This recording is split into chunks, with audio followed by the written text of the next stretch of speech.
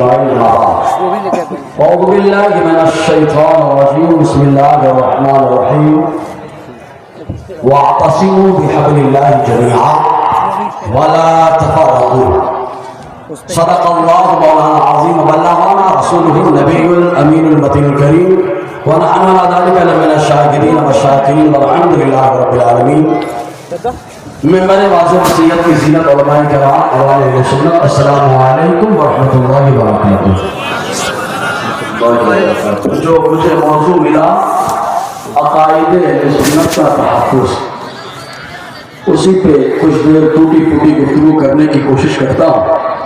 آئیے اس سے پہلے ماحول بنانے کے واسطے آقا علیہ السلام کی بارگاہ میں ہدیہ درود و سلام پیش کریں. پڑھے بابا سے بلند صلی اللہ علیہ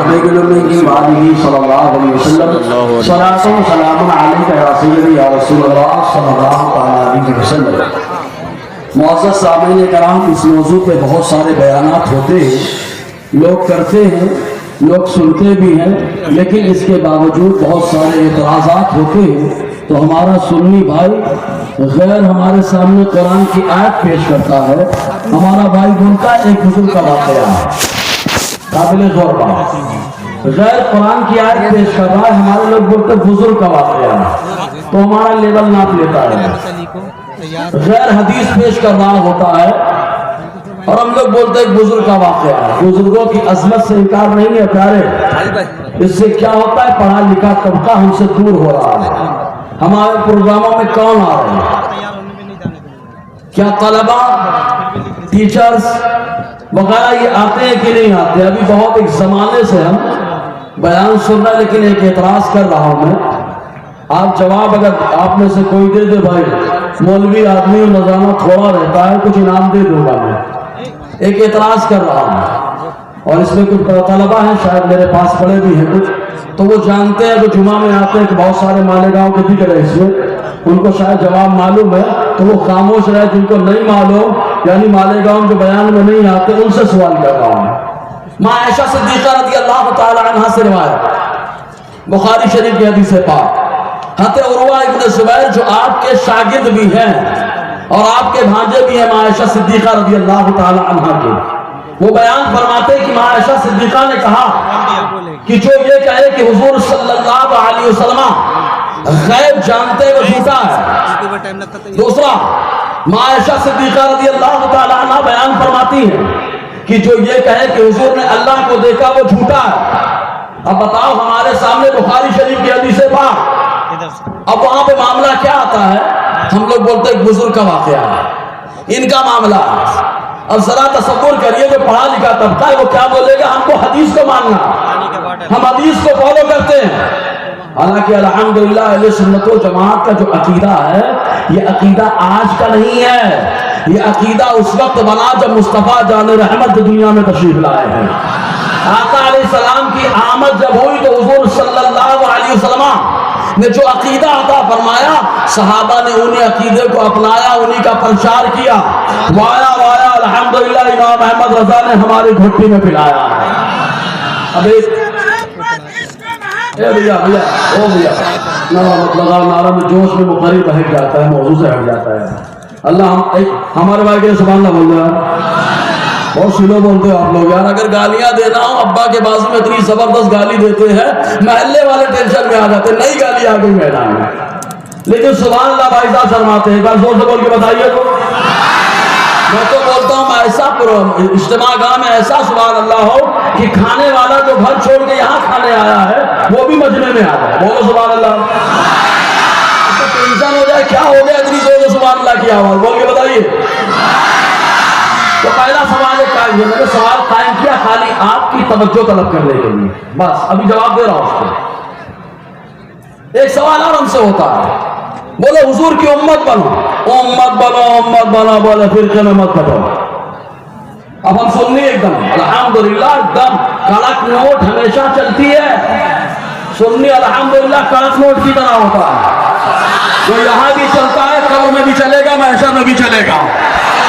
کڑک نوٹ کی طرح ہمیشہ کڑک نوٹ بن کے رہنا. معلوم سب سے بڑی بات جو عقیدے میں مضبوط ہوتا ہے، سخت ہوتا ہے، شیطان بھی اسے دیکھ کر کے راستہ بدل دیتا ہے. نہیں یقین آتا تو حضرت عمر کی زندگی دیکھ لو. میرے نبی نے فرمایا میرا عمر حق بولتا اس لیے لوگ اس کے دوست نہ رہے, لیکن دوست نہ رہے پھر بھی حضرت عمر کی شان یہ کہ جس گلی سے حضرت عمر گزر جائے شیطان راستہ بدل کر کے بھاگ جاتا ہے. عقیدے میں تسلط شیطان سے حفاظت کا ذریعہ ہے, شیطان سے حفاظت کا ذریعہ ہے. عقیدے میں تسلط, مضبوطی, کڑک نوٹ بن کے رہو پیارے. تو اب ہم سے کہا جاتا ہے امت بنو, فرقوں میں مت بٹو, فرقوں میں مت بٹو. قرآن کی آیت پیش کی جاتی وَاعْتَصِمُوا بِحَبْلِ اللَّهِ جَمِيعًا وَلَا تَفَرَّقُوا, اللہ کی رسی کو پکڑ لو, مضبوطی سے, فرقوں میں مت بٹو. تو بولے مت بٹو بھائی, نہ بریلوی بنو, نہ یہ بنو, نہ وہ بنو, ہمارا بھائی ٹینشن. ہاں یار قرآن تو کہہ رہا فرقوں میں مت بٹو.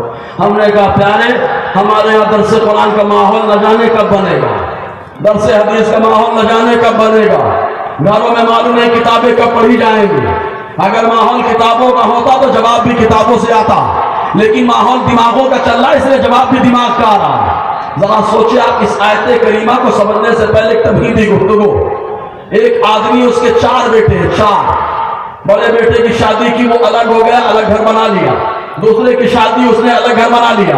تیسرے کی شادی وہ بھی الگ, چوتھے کی شادی وہ بھی الگ. 4 بیٹے الگ الگ ہو گئے. ابا وہی پرانے گھر میں. اب ایک بیٹا جمعہ کو آتا ہے, ابا کو بولتا ہے ابا الگ مت رہا کرو, ایک میں رہا کرو. ایک آتا ہے سنڈے کو اور آ کے بولتا ہے ابا الگ مت رہا کرو, ایک میں رہا کرو. ایک آتا ہے منگل کو بولتا ہے ابا ایک میں رہا کرو, الگ مت رہا کرو. ابے ابا الگ کہاں گئے, ابا تو پرانے گھر میں, الگ تو گیا ہے. اگر تو چاہتا جوائنٹ فیملی ہو جائے تو تجھے گھر چھوڑ کر کے آنا پڑے گا. تو پرانے گھر میں آئے گا, اتحاد خود بخود ہو جائے گا. تو ہم سنیوں سے مت کہو کہ فرقوں میں مت بٹو. سنی وہی پر جمع ہے جہاں میرے مصطفیٰ نے جمایا تھا, وہی پہ جمع ہے. ہٹے تم لوگ ہو, ہٹے تم لوگ ہو, تم سے خطاب کیا جا رہا ہے. وَاعْتَصِمُوا بِحَبْلِ اللَّهِ جَمِيعًا, اللہ کی رسی کو مضبوطی سے پکڑ لو, فرقوں میں مت بٹو. بولے یہ پہلی تو امام احمد رضا نے بنایا ہے فرقہ. ابے احمد رضا نے اپنے گھر سے کچھ نہیں کہا ہے, جو بھی کہا ہے سب مصطفیٰ کے در سے کہا ہے, سب مصطفیٰ کے در سے کہا ہے. احمد رضا جو بھی جام پلاتا ہے مصطفیٰ کے حوضے کوثر کا جام پلاتا ہے, مصطفیٰ کا جام پلاتا ہے. اب آیت کریمہ کا مفہوم اگر سمجھ میں آئے تو ایک بار اور سبحان اللہ بولے یار. اور میں اس لیے سبحان اللہ بلواتا ہوں کہ آپ کو سمجھ میں آیا, ورنہ ہماری قوم تو کہیں پر سبحان اللہ بول رہی تھی, کبھی کبھی تو کفر بھی کر ڈالتی, ورنہ موجود ہے کفر بھی کر ڈالتی, کو پتہ ہی بھی نہیں چلتا. آیت نیکی کمانا ایمان گوا کے چلے, کہیں پر بھی بول دیا سبحان اللہ.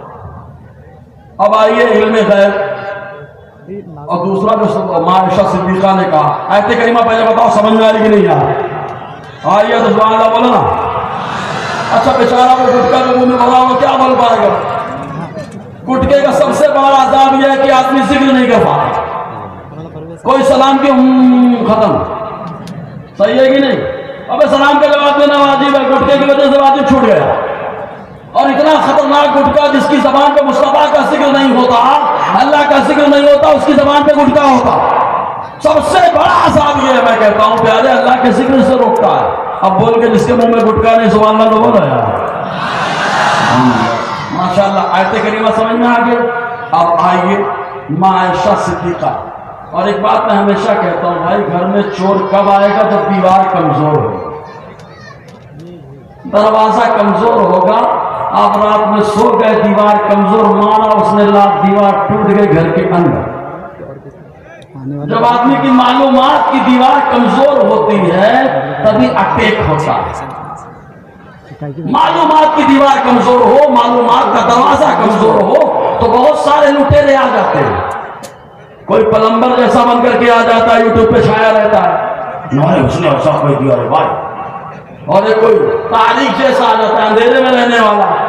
بہت سارے لوگ آتے ہیں ایسے ایسے. اس نے تو ایک اور ایموشنل بلیک میل کر دیا. کیا بولے؟ او حضور تو اتنے کریم سنی بولتا میں جنازہ نہیں پڑھتا. ارے حضور نے تو سب کی پڑھ لی. حضور نے تو ایک منافق کی جنازے کی نماز پڑھی. میں نے کہا پیارے آدھا کھانا کچا ہو تو پیٹ خراب ہوتا ہے, علم کچا ہو تو دماغ بھی خراب ہوتا ہے, ایمان بھی خراب ہوتا ہے.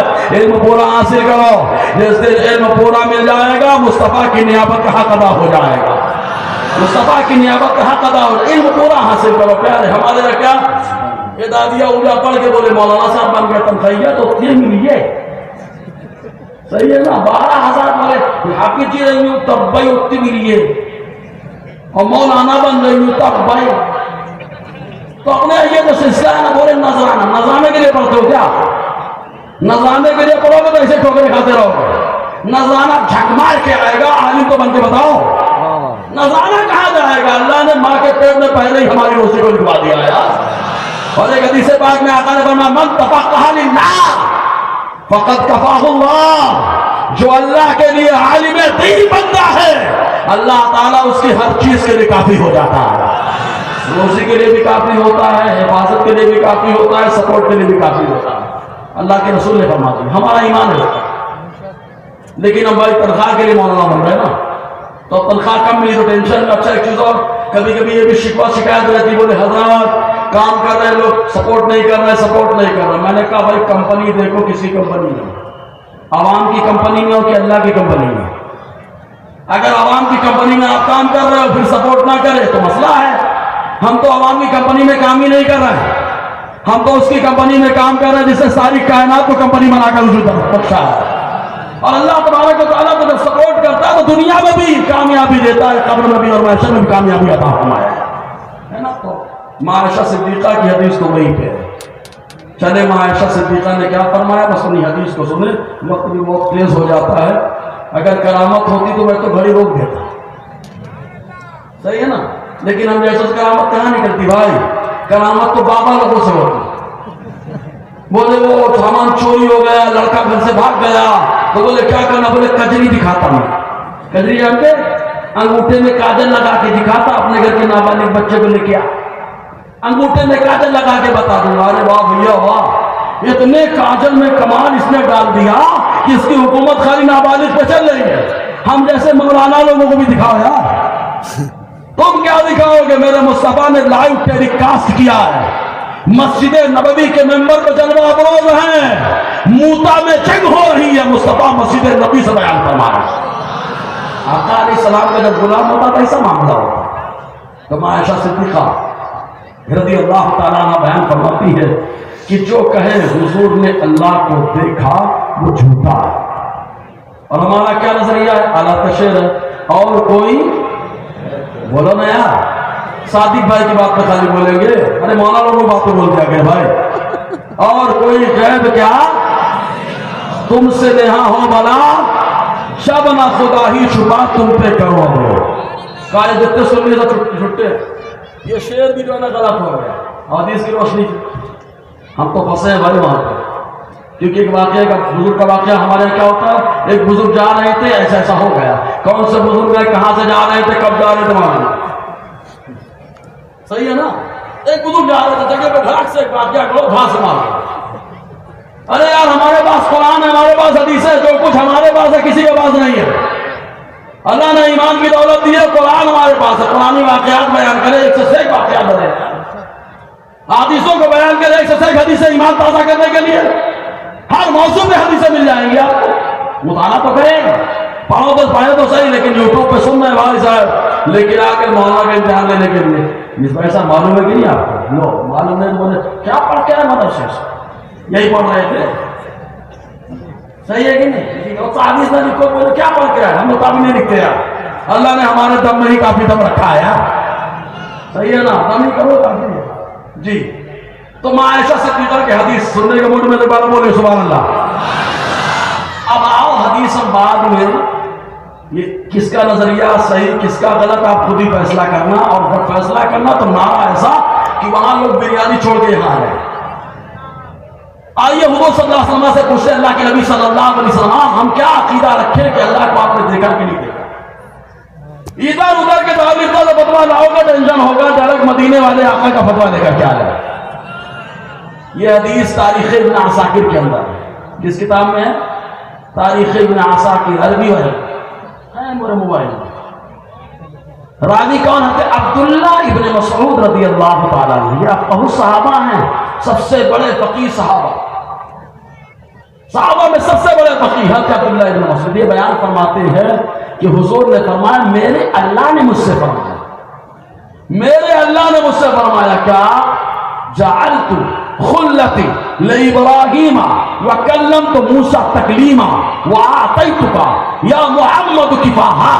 اللہ تعالیٰ فرماتا ہے محبوب خلیل میں نے ابراہیم کو بنایا، کلیم میں نے موسیٰ کو بنایا، اور آپ کو اپنا جلوہ بلا پردہ عطا فرمایا۔ نہیں سمجھے گا، سمجھتے تو بہت زور زبان میں نکلتا ہے۔ کفاح کا معنی علماء موجود ہے، کفاح کا معنی ہوتا ہے کسی کا جلوہ پردہ اٹھا کے دیکھنا، پردہ اٹھا کر کے دیکھنا۔ تو بغیر پردہ اللہ تعالیٰ فرمانا ہے ہم نے جلوہ دکھا دیا۔ اب یہ عقیدہ ڈائریکٹ اللہ کی بارگاہ سے آ گیا کہ میں نے اپنے محبوب کو اپنا جلوہ دکھایا ہے، بولیے اللہ نے عقیدہ دے دیا، اللہ نے عقیدہ دے دیا، اللہ نے عقیدہ دے دیا۔ کبھی کبھی ہم لوگوں کو دکھاتے ہیں، لوگ نہیں دیکھ پاتے۔ 29 کا چاند نکلا، ہم نے دیکھ لیا، کوئی آیا بولے امام صاحب، مصباح صاحب، مولانا صاحب، مفتی صاحب دکھائیے چاند کہاں ہے، ہم دکھاتے رہتے وہ چاند ہے، وہ چاند دیکھ ہی نہیں پاتا، وہ دیکھ ہی نہیں پاتا۔ کھڑا ہو گیا خیر کا مقلد، کھڑا ہو گیا، اس نے کہا اللہ نے تو دکھایا ہے، رسول اللہ نے دیکھا ہے کیا؟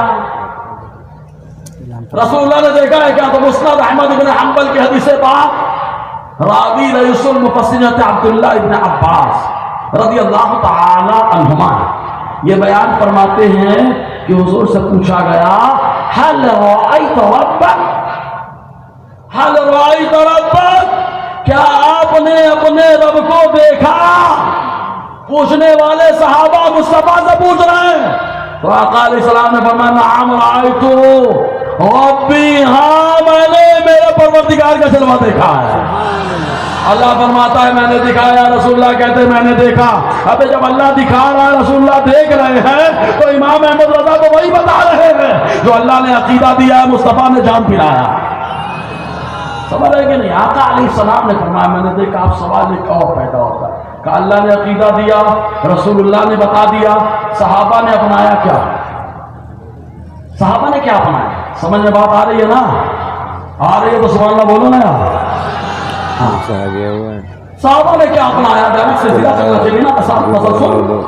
حدیث مسلسل بہت پڑھاتے ہیں لیکن عقیدہ مسلسل کون پڑھایا؟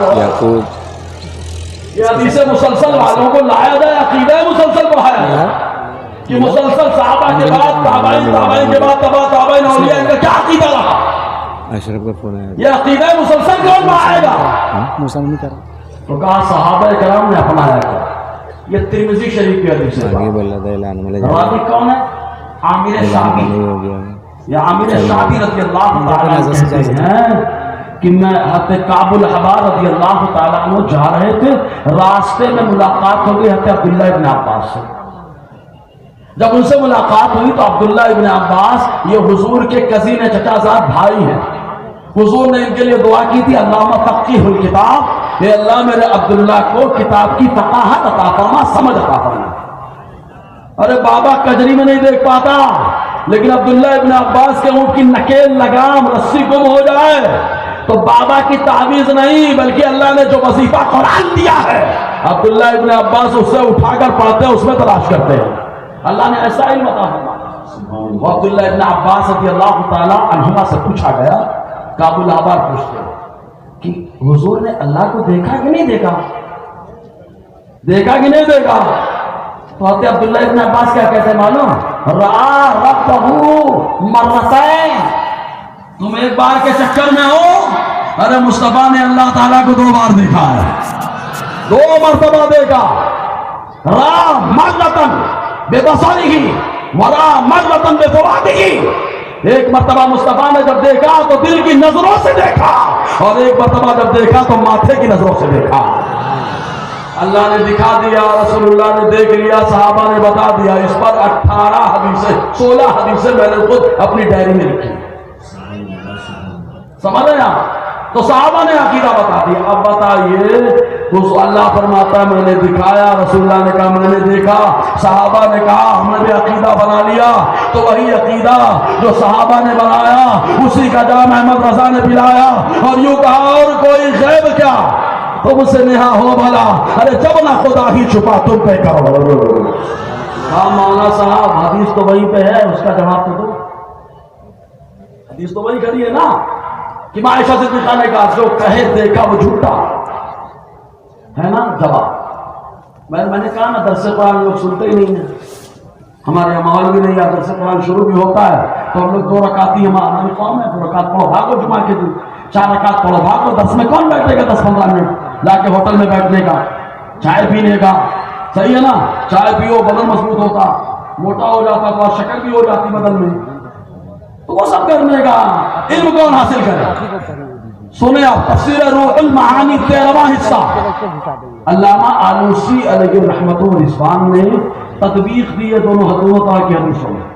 تطبیق مطلب دونوں کو فٹ کیا, دونوں کو فٹ کیا. کیسے؟ اصول فقہ اصول حدیث کا ضابطہ بھی یہی ہے کہ جب 2 طرح کی حدیثیں ہوں تو پہلے دونوں حدیثوں پہ عمل کرنے کی کوشش کی جائے.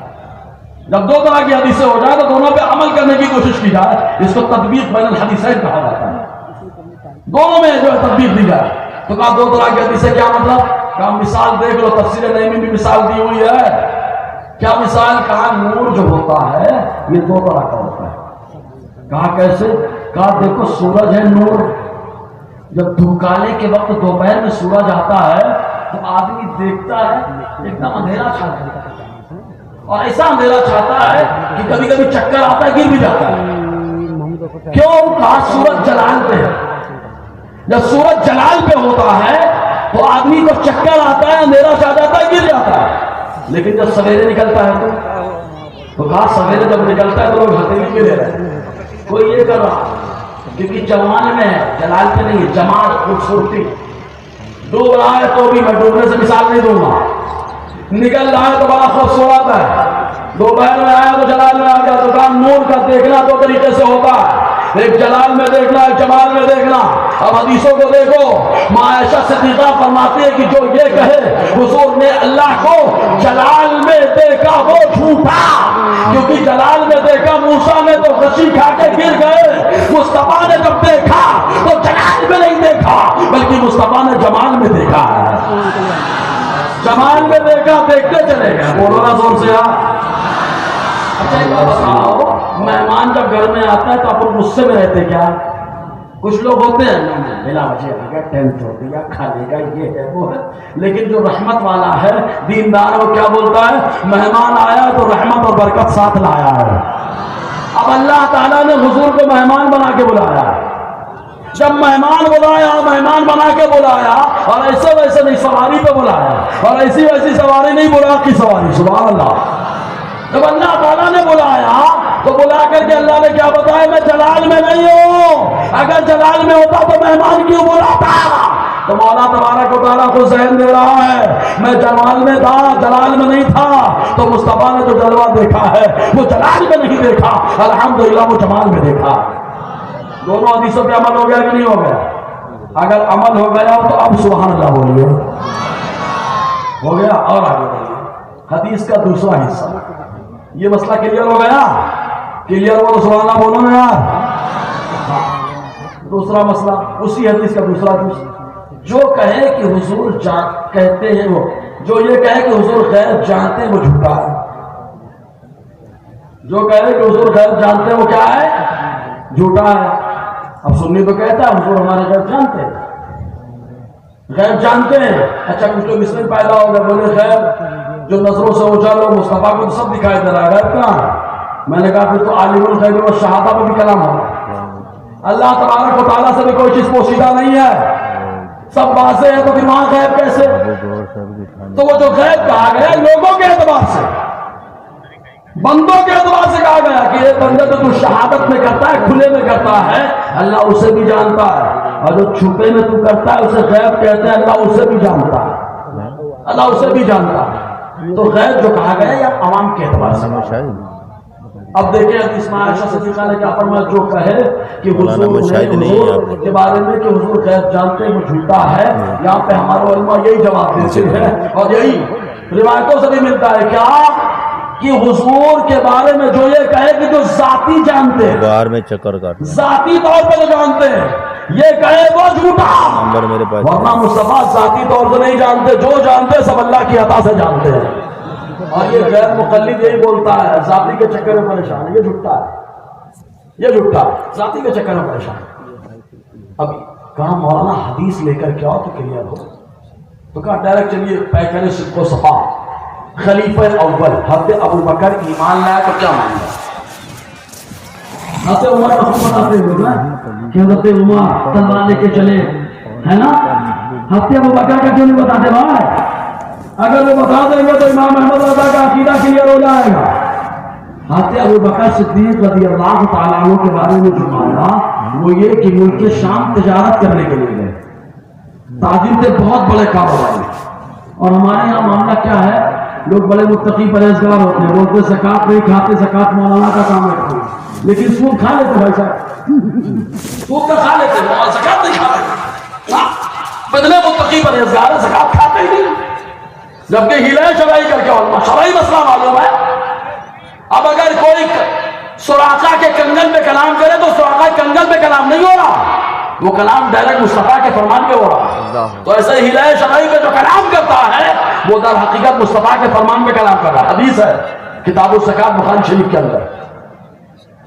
تو حضور صلی اللہ علیہ وسلم کہ حضرت ابو بکر صدیق تشریف لے گئے ملک شام. پہنچے ملک شام، وہاں آپ نے ایک خواب دیکھا. کیا خواب دیکھا؟ مکے سے ایک نور نکلا، اور وہ نور نکلا تو سب سے پہلے حضرت ابو بکر کے گھر میں گیا. اب تو بولو یار، بہت کنجوس لوگ ہیں یار، بولو نا. ہاں نکلا وہ نور گھر میں گیا حضرت ابو بکر کے، پھر اس گھر سے نکلا مکے کے ہر گھر میں داخل ہو گیا، ہر گھر میں داخل ہو گیا وہ نور. حضرت ابو بکر صدیق ایک راہب کے پاس گئے، کہا میرے خواب کی کیا تعبیر ہے، جو میں نے خواب دیکھا ہے اس خواب کی کیا تعبیر ہے. تو راہب پہلے پوچھتا ہے بتاؤ کہاں کے رہنے والے ہو؟ کہا مکہ کا رہنے والا ہوں. کہا کون سا قبیلہ؟ کہا قریش کا قبیلہ.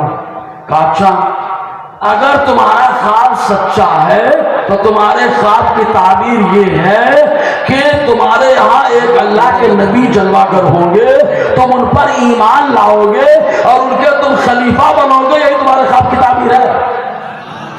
ابو بکر صدیق نے ملک شام میں خواب دیکھا، وہی تعبیر پوچھی، آ گئے مکہ.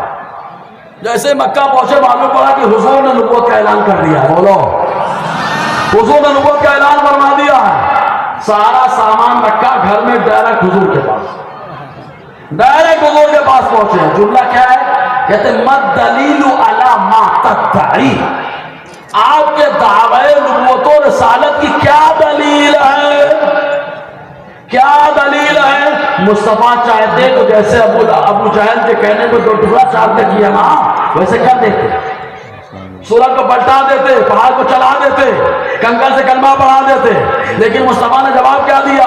تم میرے نبی ہونے کی دلیل پوچھ رہے تو سنو. اے ابو بکر، تو تم میرے نبی ہونے کی دلیل جو سنو. تم نے جو خواب ملک شام میں دیکھا تھا وہی خواب میرے نبی ہونے کی دلیل. خواب غائب ہے کہ نہیں؟ خواب غائب ہے کہ نہیں؟ ارے یار ہم کیا دیکھ رہے ہیں، بازو والے کو خبر نہیں ہے، لیکن الحمدللہ الحمدللہ الحمدللہ مصطفیٰ کو خبر. اچھا ابو بکر نے یہ نہیں کہا کہ آپ غیب نہیں جانتے، آپ غیب نہیں جانتے. ابو بکر نے کہا ہاتھ بڑھائیے، کلمہ پڑھائیے، مشرف اسلام کر دیجیے. تو ابو بکر نے بھی یہ عقیدہ رکھا کہ مصطفیٰ غیب جانتے ہیں. صحابہ مانتے ہیں کہ مصطفیٰ غیب جانتے ہیں، سنی بھی جانتا ہے کہ مصطفیٰ غیب جانتے ہیں. سمجھ رہے ہیں؟ بس معاملہ یہی ہے کہ ہم اپنے دیوار کو مضبوط کریں، اپنے عقیدے کو مضبوط کریں، اور بہت ساری چیزیں ہیں. ایسے ایک معاملہ اور آتا ہے ہمارے یہاں، لیکن لوگ بیٹھے رہتے ہیں عقیدے میں اکثر. یہ امی کے بارے میں یہاں بھی تھوڑی وضاحت کر دیا. امی کیا روٹی کھائے تھے؟ امی کا ترجمہ اکثر اسکولوں میں ٹیچر لوگ بڑی حیرانی ہوتا ہے کہ ٹیچر لوگ سمجھداری دکھاتے ہوئے مولانا لوگوں سے رابطہ کر لیں تو شاید نہ جانے کتنے بچوں کا عقیدہ مضبوط ہو جائے گا. اگر کوئی ٹیچر سننا برا نہ مانے، اور اگر برا مان لے تو آ جائے مولانا سے سیکھ بھی لے. بھائی امی کا ڈائریکٹ ترجمہ ہمارا کر دیا جاتا ان پڑھ. کیا ترجمہ کرتے ہیں؟ ان پڑھ. میں کہتا ہوں ان پڑھ ترجمہ وہی کرتا ہے جو ان پڑھ ہوتا ہے. ان پڑھ ترجمہ وہی کرنے والا ہے جو ان پڑھ ہوتا ہے.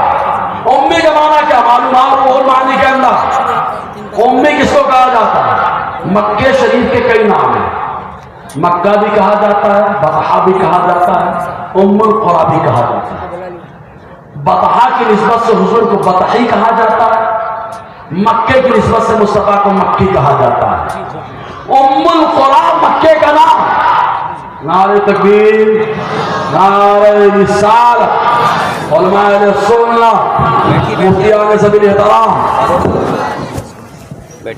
بیٹھیے میرا وقت پورا ہوا. اب تشریف رکھ دے بھائی. ناراض چل رہے. اچھا تو بس وہ دیکھ لیں امی کے بارے میں مفتی رحمت علی صاحب قبلہ دامہ سیدھو ثانی آ چکے ہیں ماشاءاللہ. بہت شاندار خطاب ہوتا ہے, ہم لوگ خود سنتے ہیں حضرت کو. تو امی کا نام ہے.